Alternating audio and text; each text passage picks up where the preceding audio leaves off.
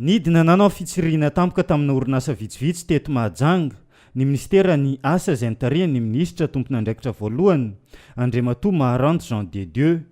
Isan'ny nijerena tamin'ireto orinasa ireto ny fanarana ny lalàna ny asa eto Madagasikara sy fijerena ny zon'ireo mpiasa. Orinasa telo no nanaovana io fitsirihana io ny andro ny alatsinainy 2 volana Oktobra maraina.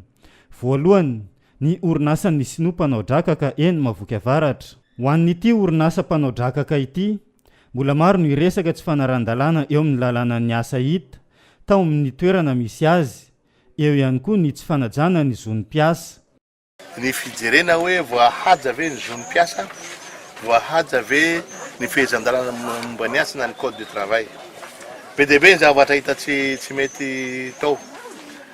Jerenao na zao trano zao fotsiny efa tsy mendrika atao hoe isy mpiasa 9 zany.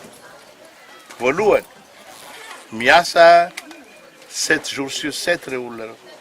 Latsinainy hatramin'ny lahady. Marina fa niteny izy teo hoe tsy ampy lera 8 araka ny petrany sanandro zay miditra amin'ny fito izy raha avy amin'ny 12 dia rehefa avy eo miditra amin'ny 2 mety misy raha avy amin'ny 3 arakaraka ny fiavian'ny lentany. Na dia zany ara tokony isy andro anankiray fialan-tsasatra fa tena tsy miala-tsasatra mihitsy ilay olona.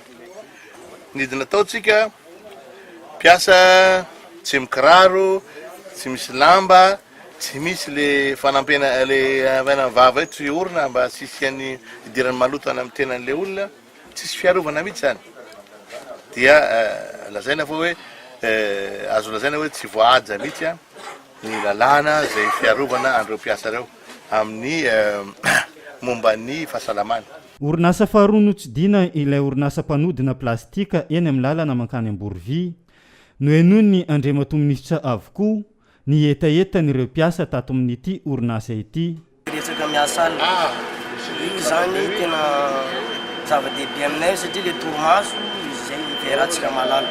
Zay amin'ny alina miasa 10 heures de temps par jour rehefa miasa alina. Normalement tokony misy supplémentaire zay raha miditra amin'ny firy hatramin'ny firy. miditra amin'ny 6 zay raha avy amin'ny 7 maraina. Zay zany izy dia normalement tokony misy majoration misy dia hatramin'izay maro be mihitsy zany izy efa ela be zany miasana etato fa le majoration dia misy supplémentaire zany tena tsy azonay zay averinandreo weekend zay le miasa maraina mameno an'le ora tsy fen'le miasa atoandro zany. Ny orinasa mpanao savony eny amin'ny lalana mankany Amborovy ny orinasa fahatelo nanaovana fitsirihany. Ity farany mbola ao anatin'ny andrana ara-teknika amin'izao fotoana izao. Itoetra ny fijerena tampoka ataon'ny Minisitra ny asa ho an'ireo orinasa rehetra eto Mahajanga, tsy milaza fotoana izy ireo amin'izany. Ka mampilaza zahay manaroatra fandarovana eto Mahajanga ho an'ny orinasa rehetra eto fa tsy hijanona zahay amin'ny fijerena tapotapoka tahaka zao satria maheno zahay fa be dia be ny orinasa zay tsy manaja ny zon'ny mpiasa eto amintsika eto Mahajanga eto. Nomena fepotona ireo orinasa ireo mba hanatanteraka ny fampanaran-dalàna eo amin'ny sehatrin'ny asa ary ny fanajana ny zon'ny mpiasa eto Madagasikara. Ho isy arak'izany ny fijerena ataon'ny tompon'andraikitra avy eto Mahajanga afaka 2 andro mba hamalian'ireo orinasa nanaovana fitsidihana ireo ny fitakiany mba hampanaran-dalàna ny sehatr'asa izay misy azy.